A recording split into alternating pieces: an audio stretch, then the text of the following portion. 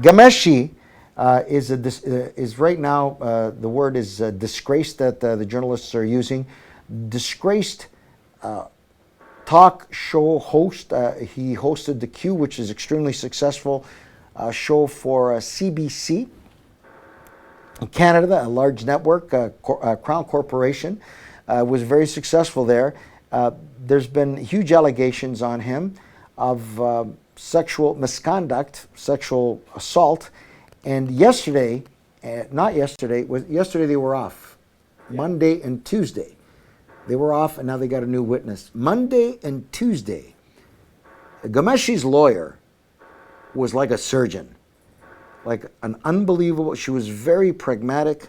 She was very systematic in her questioning with the witness who's not identified. And before you guys, I just want to give you my take, and then you guys can.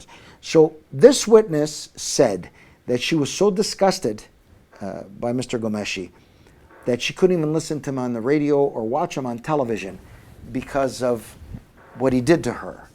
And she was destroyed and distraught and because of the allegation of how he assaulted her and how he made her feel as a woman, how he victimized her. Fair enough. And his counsel, a lady, very bright lawyer, very smart, threw a bombshell. I'd say a nuclear bomb, a legal nuclear bomb, where she said, "Are you sure this is the truth?" I'm paraphrasing. I don't know the exact dialogue.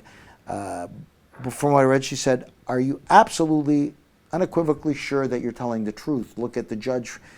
She made reference to look at the judge, and the witness said yes. So everything you just said to us and the police is true. Yes.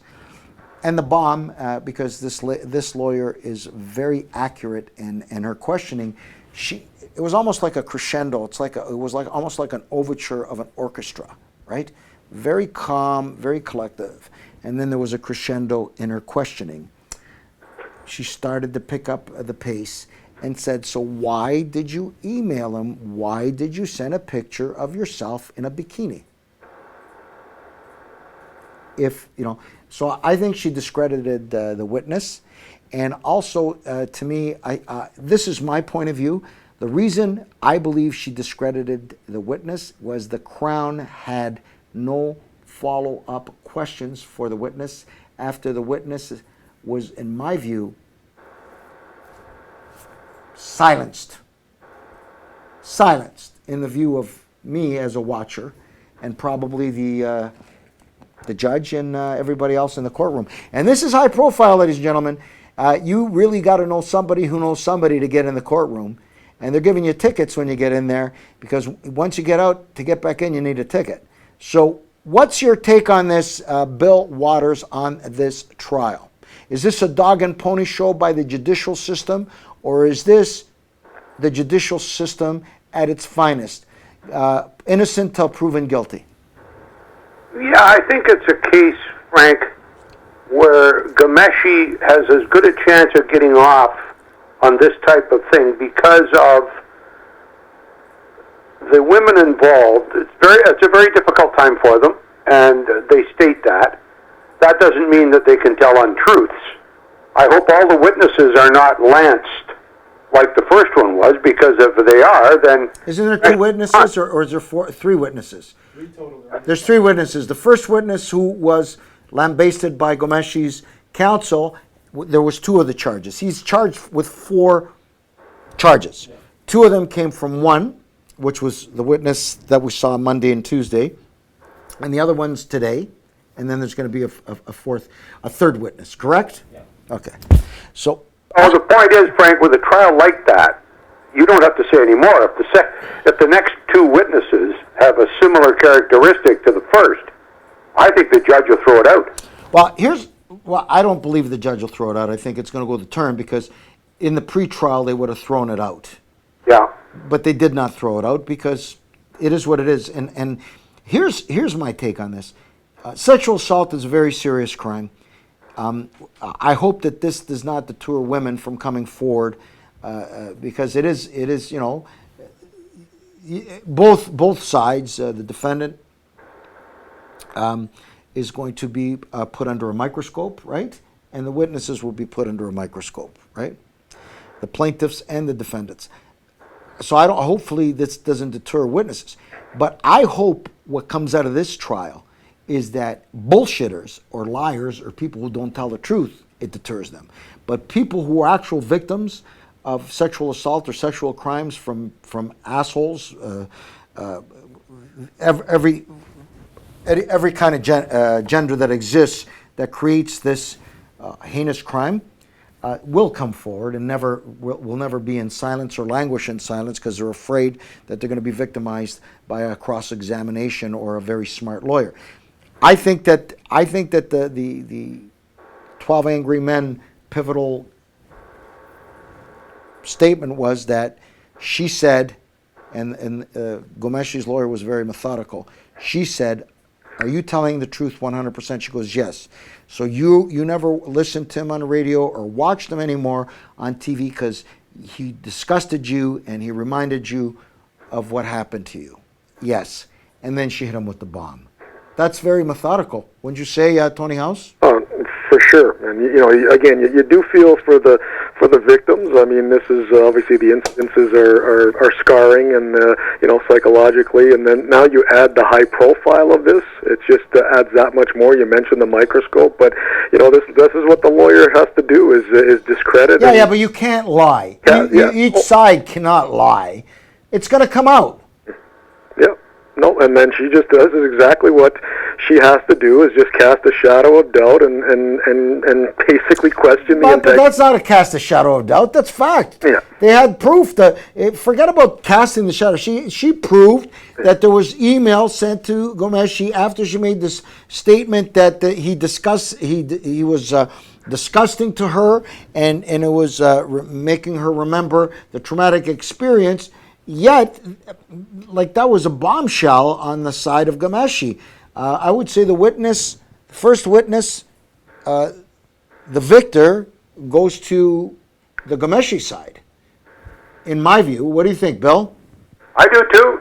And the sad part of it, Frank, is a crafty lawyer, and you can be assured, I don't know what her name is. She's very good. She's very talented. She's articulate. She's not abrasive. She's not obnoxious.